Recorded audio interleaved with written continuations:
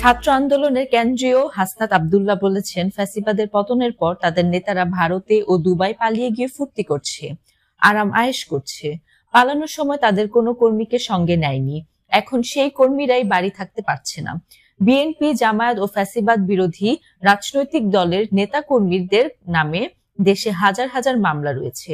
তাদের ধরে নিয়ে নির্যাতন করা হয়েছে। ইমাম ও আলেম ওলামাদের ওপর নির্যাতন করা হয়েছে। ঢাকায় ঘুম থেকে উঠে দেখে 14 গ্রামে গাড়ি পোড়ানোর মামলায় আসামি করা হয়েছে। এসব কিছু ফ্যাসিবাদী আমলে দেখেছি। ভারতে পালিয়ে যাওয়া নিয়ে হাসনাত আব্দুল্লাহ বলেন, কেউ কেউ ভারতে বসে গুজব ছড়াচ্ছে আমরা নাকি দেশ থেকে পালিয়ে গেছি। দেশ থেকে পালিয়ে কোথায় আসছি? নিজের বাড়িতে আসছি।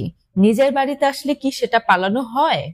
যারা এই গুজব ছড়াচ্ছে তারাই এখন ভারতে পালিয়ে গেছে। তারা ভারতে পালিয়ে থেকে আমাদের বলছে আমরা নাকি পালানোর জায়গা পাবো না। তারাই এখন পালিয়ে গেছে আর পালিয়ে থেকে আমাদের বলছে আমরা নাকি পালানোর জায়গা পাবো না। এটি খুব হাস্যকর।